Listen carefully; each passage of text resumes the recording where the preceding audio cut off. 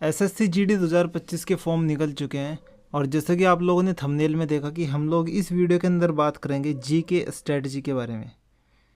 हमारी SSC GD के लिए जी के स्ट्रेटजी क्या होनी चाहिए ताकि हम एक बेहतरीन स्कोर तक जा सके, इसके बारे में हम लोग इस वीडियो में बात करते हैं। चलिए वीडियो को शुरू करते हैं।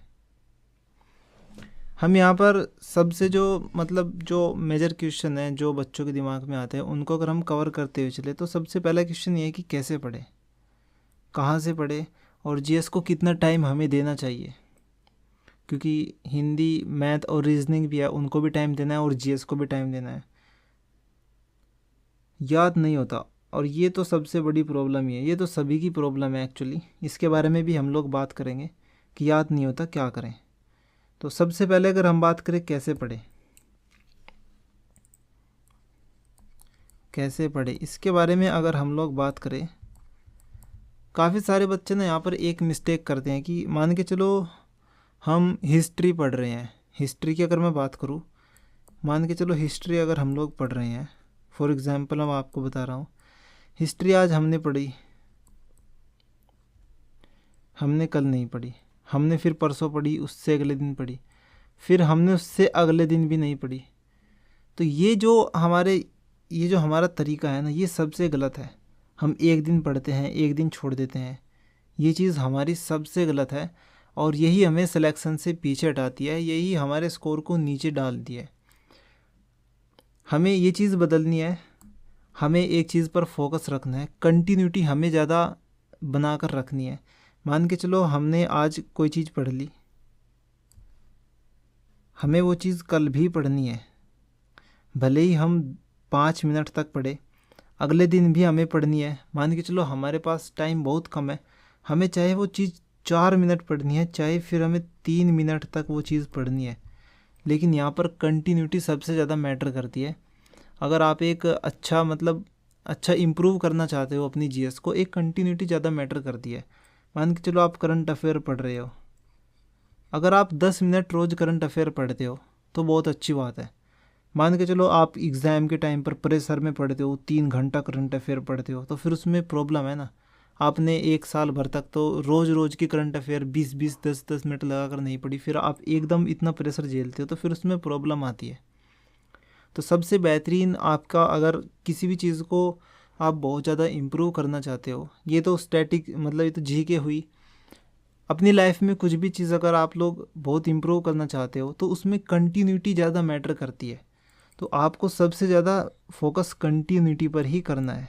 दूसरा क्वेश्चन हमारे पास आता है कि कहाँ से पढ़े, को ये भी एक मोस्ट इम्पोर्टेंट क्वेश्चन है कि कहाँ से हमें पढ़ना चाहिए।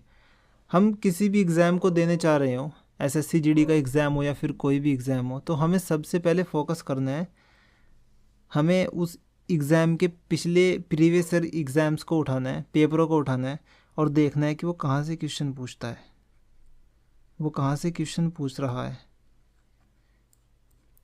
हमें प्रीवियस ईयर क्वेश्चंस पर सबसे ज़्यादा फोकस करना है और उसके पैटर्न को पकड़ना है, फिर उसी के हिसाब से हमें आगे तैयारी करनी है।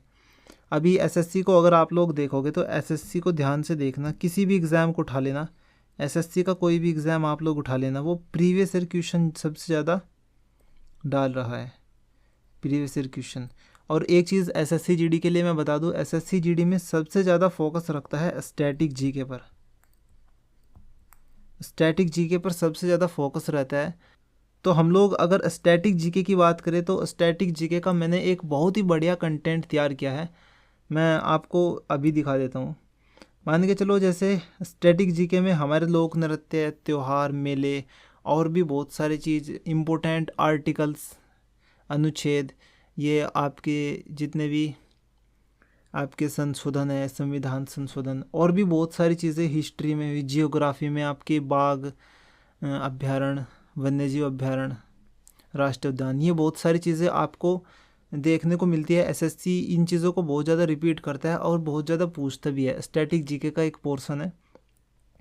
तो हम लोग इसमें इन स्लाइड में बात करेंगे, किसी भी एक टॉपिक को मैं उठाऊंगा। जैसे हमने यहाँ पर एक टॉपिक लिया है बौद्ध धर्म, बौद्ध धर्म के बारे में हम लोग बात करेंगे। और जैसा मैंने आपको बताया कि एसएससी प्रीवियस ईयर क्वेश्चन सबसे ज़्यादा पूछता है, वो अपने ही क्वेश्चनों को रिपीट करता है।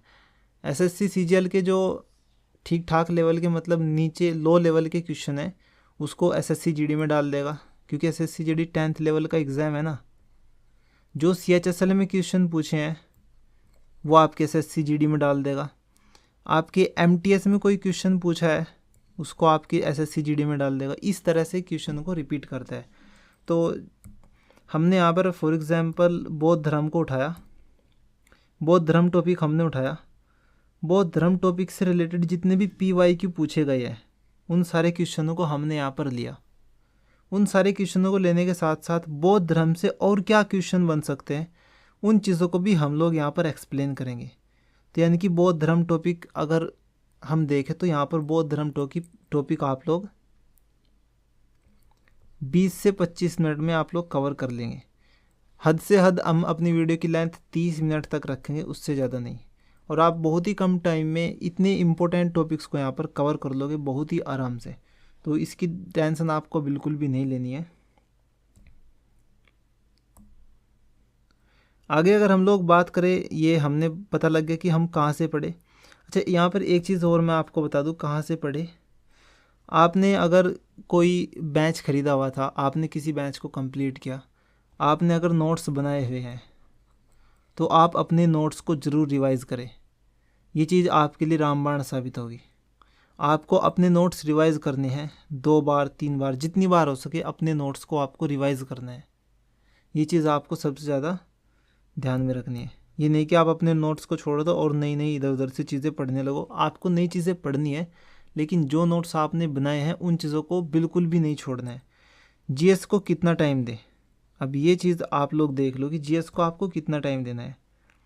यहाँ पर बच्चे क्या करते हैं, मान के चलो किसी का मैथ्स में इंटरेस्ट आ रहा है, मैथ में इंटरेस्ट आ रहा है तो मैथ्स को ही निकालता रहेगा। रीजनिंग में मज़ा आ रहा है किसी को, रीजनिंग में मज़ा आ रहा है तो रीजनिंग ही निकालता रहेगा। आपको ऐसा नहीं करना है। ये बहुत गलत स्ट्रेटजी है किसी भी चीज़ को पढ़ने की। आप अगर 10 घंटा पढ़ रहे हो, मान के चलो आप 10 घंटा पढ़े, तो 10 घंटा में से आपको कम से कम 4 घंटे जीएस को देने हैं प्रॉपर। 10 में से 4 घंटा आपको जीएस को देने हैं। मान के चलो अगर कोई 8 घंटे पढ़ता है तो 8 घंटे का आप लोग 40% निकाल लो। आप लोग जितना टाइम तक पढ़ते हो उसका 40% आपको जीएस को देना है। मान के चलो कोई अगर 15 घंटा पढ़ रहा है तो 15 घंटा का 40% आपको निकालना है 6 घंटा। 15 का 40% 6 घंटा आता है। यानी कि अगर आप 15 घंटा पढ़ाई एक दिन में कर रहे हो, कर लेते हैं बच्चे जो अच्छा पढ़ने वाले होते हैं, तो 15 में से 6 घंटे आपको कम से कम जीएस को देने हैं। ये चीज़ आपको ध्यान रखनी है। 40% जितना टाइम आप लोग पढ़ते हो उसका 40% आपको जीएस को देना है और कुछ भी नहीं। मान के चलो आप 4 घंटा पढ़ रहे हो, अगर आपके पास टाइम कम है तो 4 घंटे का 40% निकाल कर आप उतने टाइम तक जीएस को दो, बाकी टाइम हिंदी, मैथ और रीजनिंग को दे सकते हो। तो ये चीज़ आपको ध्यान रखनी है। उसके बाद हम लोग बात करें टाइम का, हमें पता चल गया कि हमें कितना टाइम जीएस को देना है, कितना बाकी सब्जेक्ट को देना है। याद नहीं होता, क्या करूँ? ये सबसे मेजर प्रॉब्लम है, हर बच्चे की मेजर प्रॉब्लम यही है कि हमारे याद नहीं होता। और जब याद नहीं होता तो वहाँ पर बच्चा अपना इंटरेस्ट खो देता है उस चीज़ के लिए, फिर जीएस को वो छोड़ देता है, इतना फोकस उस पर नहीं कर पाता। और फिर जब फाइनल एग्ज़ाम होता है तो वहाँ पर 20 में से वही 10-11 क्वेश्चन उसके सही होते हैं। और 20 में से 10-11 क्वेश्चन एक सही स्कोर मैं नहीं मानता। 20 में से अगर आप लोग 14 से 16 क्वेश्चन के बीच में कर रहे हो, सही क्वेश्चन 14 से 16 के बीच में कर रहे हो, और मैथ, हिंदी और रीजनिंग यहाँ पर आप लोग पूरा स्कोर निकालते हो, 19 नंबर का क्वेश्चन 19 क्वेश्चन अगर आप लोग यहाँ पर निकाल रहे हो 20 में से सही, और यहाँ पर आप 14 से 16 क्वेश्चन सही निकाल रहे हो, तो मैं आपको सेफ़ मानता हूँ। अकॉर्डिंग टू 2024 का जो एग्ज़ाम होता, इस लेवल का एग्ज़ाम अगर आप लोग का आता है तो फिर ये स्कोर आपका सेफ रहने वाला है। जीएस में आपको कम से कम 14 से 16 क्वेश्चन सही करने ही होंगे। 16 से 18 क्वेश्चन तक भी अगर आप लोग जा सकते हो तो ये बहुत बढ़िया बात है आपके लिए। लेकिन ये स्कोर तो आपको मिनिमम टारगेट रखना ही है कि हमें 14 से 16 जीएस में मारनी है। अभी हम बात कर रहे थे कि हमारी जीएस याद नहीं होती, क्या करें? आप लोग अपना इंटरेस्ट खो देते हो। उसके लिए आपको क्या करना है, मैं फॉर एग्ज़ाम्पल आपको बताता हूँ। मान के चलो आपने 100 क्वेश्चन पढ़े, 100 क्वेश्चन में से आपके 40 या फिर 50 क्वेश्चन याद हो गए। 100 में से 40 to 50 क्वेश्चन आपके याद हुए, बाकी 50 क्वेश्चन आपकी याद नहीं हुए। 100 में से 50 क्वेश्चन आपके याद हो गए, लेकिन 50 क्वेश्चन आपके याद नहीं हुए। फिर आप क्या करोगे? आप सोचोगे कि 50 क्वेश्चन तो मेरे याद नहीं हुए, हमसे ये काम नहीं चल रहा। आपको ऐसा नहीं करना है। मान के चलो आपके ये तो कम्प्लीटली याद हो ही गए, ये आपके याद नहीं हुए, हालांकि आपने इनको पढ़ा, आपका माइंड कहेगा कि ये मेरे याद नहीं हुए हैं। लेकिन जब आप एग्ज़ाम में जाते हो, मान के चलो एग्ज़ाम में कोई क्वेश्चन आ गया, ये क्वेश्चन है, और ये क्वेश्चन इन 50 क्वेश्चन से रिलेटेड कुछ भी आ गया, मतलब एज इट इज़ नहीं, आपने जो ये 50 पढ़े थे तो आपके याद हो गए, लेकिन ये जो 50 क्वेश्चन आपकी याद नहीं हुए थे, अगर इनसे रिलेटेड कोई क्वेश्चन आपके एग्ज़ाम में आ गया, आपने क्वेश्चन पढ़ा, 4 ऑप्शन आपके सामने थे, और आपने क्वेश्चन पढ़ते ही आपका दिमाग को लगा कि हाँ ये तो मैंने शायद कहीं पर पढ़ा है, और आपने चारों ऑप्शन को देखा और आपने किसी भी एक ऑप्शन को हिट किया, पहली बार में आपने मान के चलो सी ऑप्शन को हिट कर दिया, तो यहाँ पर आपके 60 to 70% चांस है कि ये क्वेश्चन आपका सही है, क्योंकि आपका माइंड किसी भी चीज़ को रिकॉल करता है। तो आज के बाद आपको ये नहीं सोचना कि भाई मैंने 100 क्वेश्चन पढ़े, उसमें से तो मेरे 50 ही याद हुए। आपने 100 क्वेश्चन पढ़े, अगर इन 100 क्वेश्चनों में से आपका कोई भी क्वेश्चन आता है तो आपका माइंड रिकॉल करके उसको हिट करता है। और यहाँ पर सबसे इम्पोर्टेंट चीज़ आपको ये ध्यान रखनी है कि अगर आपने पहली बार में सी ऑप्शन हिट कर दिया, मान के चलो आपने क्वेश्चन पढ़ा, 4 ऑप्शन पढ़े, आपके माइंड ने सी ऑप्शन को हिट कर दिया, तो आपको अब की बार सी ही ऑप्शन छोड़ रखना है। मतलब ऐसा नहीं कि आप फिर बाद में सोचो कि सी नहीं, इसका तो बी होगा, आपको ऐसा नहीं करना है, क्योंकि फिर वहाँ पर गलत होने के चांस बढ़ जाते हैं। आपका दिमाग जो एक बार किसी क्वेश्चन को हिट कर दे, ऐसा क्वेश्चन जो आपने नहीं पढ़ा, जो आपकी समझ से बाहर है, जिसमें आप तुक्का मारना चाहते हो, ऐसा क्वेश्चन, हालांकि जो क्वेश्चन आपकी एग्जैक्ट याद है उसमें तो आप हेर फेर कर सकते हो अगर आपके याद आ जाए, लेकिन अगर ऐसा क्वेश्चन जिसे आपका माइंड रिकॉल कर रहा है, तो आपके माइंड ने जो ऑप्शन पहली बार में हिट कर दिया उसको आपने चेंज नहीं करना है। ये चीज़ आपको एग्ज़ाम में ध्यान रखनी है। बाकी ये सारी चीज़ें आपको मैंने बता ही दी कैसे पढ़े, कहाँ से पढ़े, कितना टाइम जीएस को देना है, याद नहीं रहता कैसे याद करें, ये सब चीज़ें। और सबसे मोस्ट इम्पोर्टेंट चीज़ मैंने आपको बताई कि हम लोग ने मतलब एक एक स्लाइड तैयार की है एक एक मोस्ट इम्पोर्टेंट टॉपिक को लेकर। जैसे आपका मैं एक बार और बता दूँ, बौद्ध धर्म है, बौद्ध धर्म की जितने भी PYQ है ये कंप्लीट बौद्ध धर्म से जो क्वेश्चन पूछे जा सकते हैं वो सारी की सारी चीज़ें हम लोगों ने यहाँ पर कवर करी है। और 30 मिनट मैक्सिमम 30 मिनट की हम लोग यहाँ पर ये क्लासेस रखेंगे, और इसमें इससे बाहर क्वेश्चन मैं गारंटी देता हूँ कि इससे बाहर क्वेश्चन नहीं जाएगा। या तो वो प्रीवियस ईयर पूछेगा या फिर बौद्ध धर्म से रिलेटेड ही क्वेश्चन कुछ ना कुछ पूछेगा, तो यहीं से आपका क्वेश्चन बनने वाला है। बाकी मिलते हैं नेक्स्ट वीडियो में। अगली वीडियो हमारी लोक नृत्य के ऊपर आने वाली है।